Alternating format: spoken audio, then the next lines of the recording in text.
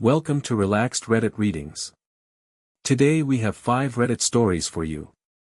AITA stories that will make you question family loyalty. Story 1. My dad wants me at his wedding. To the woman he cheated with. So my dad is marrying the woman he cheated on my mom with, and now he's mad that I won't come celebrate it. Let me back up. My parents split when I was 14. I'm 26 now, so this was a long time ago, but here's the thing about betrayal, it doesn't really have an expiration date. During the divorce, it came out that my dad had been seeing a coworker, we'll call her Mary, for almost 2 years before my mom ever found out. And I don't mean like a little fling. I mean a whole double life. Family vacations we took as a family were happening at the same time he was seeing her. Birthdays, holidays, all of it, while he was living this secret second life. My mom was absolutely wrecked by it for years. I watched her go through it. I watched her cry in the kitchen when she thought I was asleep. And look, she's in a good place now. She remarried, she's genuinely happy, and she's told me multiple times that she's made peace with everything and doesn't want me holding on to anger on her behalf. I believe her. I really do. But here's the problem. My peace and her peace are two different things. Now my dad is marrying Mary. The same Mary. And he sent me an invitation like it's just a normal wedding, like I'm supposed to show up in a nice outfit, smile for photos, maybe give a toast, and pretend that this woman didn't help blow up our family for 2 years while smiling in my face at Christmas dinners. Because yeah, she was around. She was introduced to me as Dad's coworker, Dad's friend. I probably talked to her at a family barbecue once without knowing what she actually was to him. So I told my dad I wasn't going to come. I said it as respectfully as I could, I said I just wasn't comfortable celebrating that relationship, given how it started. And he did not take it well. He said I was being dramatic, that it happened 12 years ago, that I need to let people move on with their lives, that Mary has always been kind to me and doesn't deserve to be treated like a villain forever. He even brought up that mom has forgiven the situation, so why can't I? And I get where he's coming from, in theory. People change, relationships evolve, I'm not saying Mary is a monster who should be shunned from society forever. But there's a difference between forgiving someone and being asked to celebrate the very thing that caused so much pain. He's not asking me to be civil at a family gathering. He's asking me to stand there and toast to their love story, a love story that started as an affair. My stepdad, Mom's husband, he's never said a bad word about my dad in front of me, and he didn't cheat on anyone to be with my mom. That's the kind of relationship I want to celebrate. Now my whole extended family is getting involved. Some aunts are saying I need to grow up and stop punishing him for something so far in the past. Others are quietly telling me they get it and they wouldn't go either. My dad has stopped really talking to me the last couple weeks, just short texts, nothing warm. And I keep going back and forth, wondering if I'm holding on to something I shouldn't, or if I'm allowed to just say, hey, I love you Dad, but I can't pretend this is something worth celebrating. So, was I wrong to tell my dad I'm skipping his wedding, or is it fair to say some things you just can't be expected to celebrate, no matter how much time has passed? If you're enjoying these stories, hit that like button and let me know in the comments which story you relate to the most. Story 2. My daughter bought a dress for a wedding. It's basically lingerie. So my 16-year-old daughter saved up for months to buy her dream dress for her cousin's wedding, and it looks like something out of a nightclub. Let me explain. My daughter is 16. She's been babysitting and saving her birthday money for what feels like forever, all so she could buy this dress online for her cousin's wedding next month. It finally arrived on Tuesday, and she was so excited, she ran downstairs to show me and my husband before she'd even really looked at it in the mirror properly. And okay, I want to be fair here, she worked hard for this, she used her own money, she picked it out herself, I get why she's proud of it. But when she put it on, my husband and I just kind of looked at each other. This dress is backless, it's got a thigh-high slit up nearly to the hip, and the front is cut low enough that there's no way she could wear a normal bra with it. It's the kind of dress I would have killed to wear at 22 to a club, not something a 16-year-old wears to her cousin's wedding surrounded by our entire extended family, including her grandparents and great-aunts and every single family friend we've known her whole life. I tried to be gentle about it. I told her it was a beautiful dress, because it genuinely is, it's just not appropriate for this event.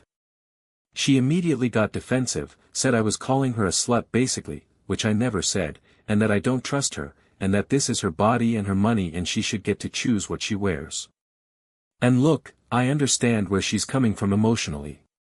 She's 16, she wants to feel pretty, she wants to make a statement, and she worked for this dress, she didn't just get it handed to her. But there's a difference between telling a girl her body is shameful and telling her that a certain outfit isn't right for a certain occasion. I don't let her wear cut-off shorts to church either. That doesn't mean I think shorts are sinful, it means there's a time and a place. My husband tried to explain that a wedding, especially a family wedding with this many relatives, is just not the venue for this particular dress, and that it has nothing to do with her worth or her body being wrong somehow. She stormed off crying, said we were ruining her life and that we never let her express herself. Now she's not talking to us, and my sister, whose daughter is the one getting married, texted me asking what on earth is going on because apparently my daughter called her crying about how we're controlling her. So now I'm getting looks from my sister too, like I'm the bad guy for not letting a 16-year-old wear something that shows that much skin to a family wedding. I offered to help her find an equally beautiful dress that fits the event better, even offered to chip in extra money toward it since I felt bad, but she says it's not the same and she'll just wear something old and ugly out of spite now. I keep replaying it in my head wondering if I overreacted, if maybe I'm just seeing my little girl and not really seeing a young woman who's allowed to make her own fashion choices. But then I picture her standing next to her 90-year-old great-grandmother in that dress and I just can't shake the feeling that this isn't the hill to let her die on. So, was I wrong to tell my daughter she can't wear that dress to her cousin's wedding, or is a parent allowed to draw a line somewhere, even when it's not really about the dress at all? Story 3. My coworker joked about my single life, so I roasted her back. So my coworker made fun of me for being single in front of everyone, and apparently I'm the jerk for actually clapping back. Okay, so a little context first. I work on an assembly line as a team lead, and I've got two female coworkers who are also good friends of mine, I'll call them Rox and Lily. All three of us are Mexican, and if you're not familiar with the culture, there's this whole thing called cotorreo, which is basically constant joking around and roasting each other to make the workday go by faster. It's not mean-spirited, it's just how we talk, we clown on each other about everything, relationships, our cooking, our cars, whatever, and normally nobody takes it personally. So the other day, this teenage girl comes by to visit her boyfriend, who also works at our facility. Rox sees the girl walk by, turns to me, and goes, "Look, that guy's got a girlfriend and you don't," basically teasing me for being single. And normally I'd just laugh it off, but I was tired, it had been a long shift, and something about the way she said it in front of Lily and a couple of other coworkers just hit different that day. So I looked at Rox and said something like, "At least I'm single by choice and not stuck with someone who treats me like garbage," referencing some stuff Rox had actually told us about her relationship being pretty rocky lately. The whole group went dead silent. Rox's face just changed instantly, and she didn't say anything back, she just kind of turned around and walked over to her station. Lily gave me this look like she couldn't believe I said that. And okay, in the moment it felt fair, because Rox does this to me literally all the time, jokes about my dating life, asks when I'm going to find a girlfriend, teases me in front of everyone, and I always just laugh along because that's the culture we have. But apparently there's a difference between joking about someone being single and joking about someone's actual relationship problems, because being single is kind of a neutral thing, but what I said touched on something Rox is actually insecure and hurting about. After the shift, Lily pulled me aside and said I crossed a line, that Rox trusted us with that information about her relationship and I basically used it as a weapon in front of other coworkers. She said Rox has been quiet and off ever since, and that I should probably apologize. But then part of me thinks, well, she's the one who started it, she's the one who's made jokes about my life plenty of times before. Why is it suddenly not okay for me to match that energy back at her? Rox hasn't talked to me much since it happened, just short work-related stuff, no jokes, no banter, which is honestly not like her at all. Now I'm sitting here wondering if I actually did something pretty low, using private information she shared with me as a punchline, or if this is just what happens when you dish it out constantly. Sometimes it comes back around harder than you expected. So, was I wrong for matching my coworker's energy, or did I take a joke way too far by turning her real problems into a comeback? Story 4. I let the neighborhood kids use our new pool. Big mistake. So we finally get our dream house with this huge garden, and within 2 months I've basically got half the neighborhood's kids treating it like a public water park. Okay, so we're based in the UK, and we moved into this new place about 8 weeks ago. The big selling point for us was the garden and the extra bedroom, because I've got 3 boys, 15, 8, and 5, and for the first time ever they're all going to get their own space instead of sharing rooms. The house and garden were honestly a bit rough when we bought it, so we've had loads of work to do getting it sorted. In the meantime, to keep the kids entertained while my wife and I tackle the garden and the renovations, we bought one of those big above-ground pools, the kind that actually holds a decent amount of water, and we managed to fill it up right before the hosepipe ban started, so we got lucky with the timing there. Well, word apparently spread around the street pretty fast that we had this pool, because within days, kids from other houses started showing up at our fence asking if they could come play in it too. At first it was just 1 or 2 kids, and my boys wanted their friends over, so we said fine, why not, it's summer, it's nice to see them all having fun together. But then it kept growing. More kids kept showing up, some of them I didn't even recognize, must have been from further down the street or even the next road over, and it got to the point where there'd be like 10 or 12 kids in our garden on any given afternoon, splashing around, using our towels, drinking our hose water, and honestly making a mess with wet footprints through the house because they kept needing to use our bathroom. My wife started getting stressed because we're in the middle of trying to fix up this house, and instead of getting anything done, we're basically running an unofficial daycare and swimming club for the whole neighborhood. So I finally put my foot down and said the pool is for our kids and maybe 1 or 2 invited friends at a time, not an open invitation for every child within walking distance. Well, that did not go down well with some of the other parents. A couple of them actually got a bit stroppy about it, saying their kids have been so happy this summer because of the pool and now I'm ruining it for them, that it's not fair to get their kids excited about something and then take it away.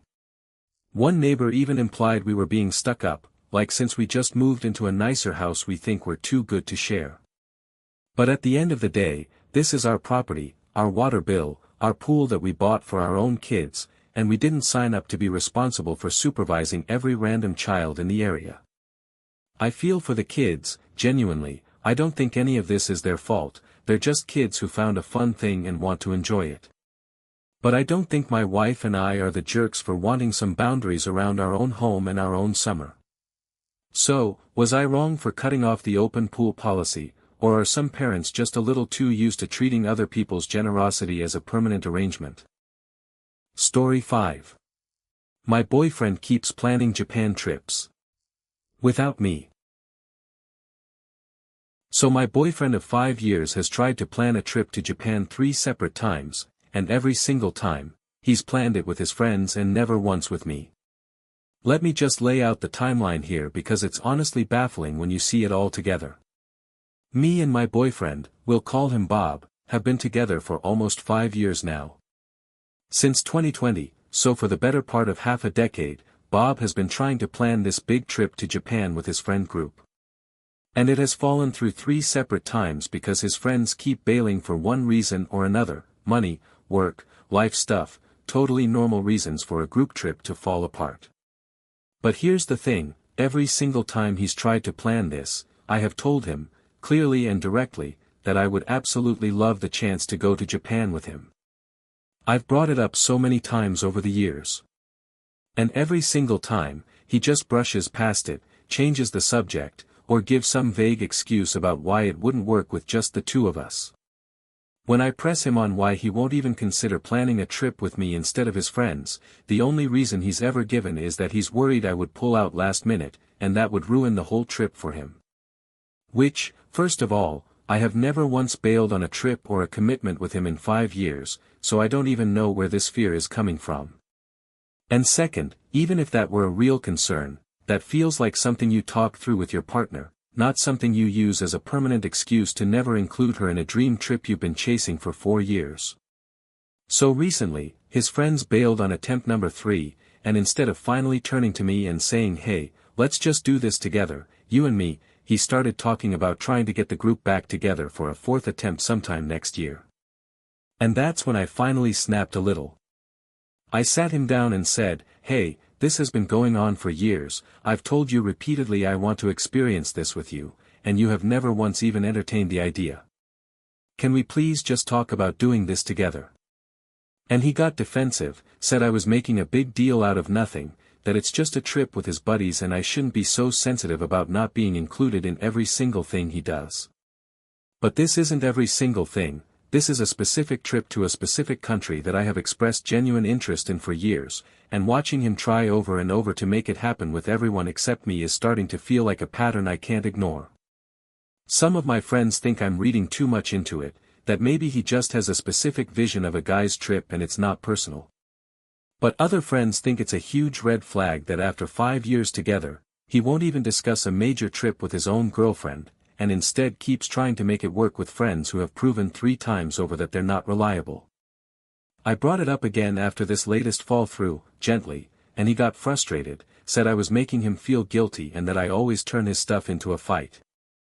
I wasn't trying to start a fight, I just want to know why the idea of experiencing something meaningful with me never seems to cross his mind. So, was I wrong for being upset and wanting to actually talk about this? Or is it fair to say 5 years and 3 failed attempts is more than enough time to start asking some real questions? If you enjoyed these stories, drop a comment telling me which one was your favorite. And if you want more relaxed Reddit readings, make sure to like, subscribe, and hit the bell so you never miss a video. Thanks for watching. If you enjoyed these stories, like, comment and subscribe for more relaxed Reddit readings.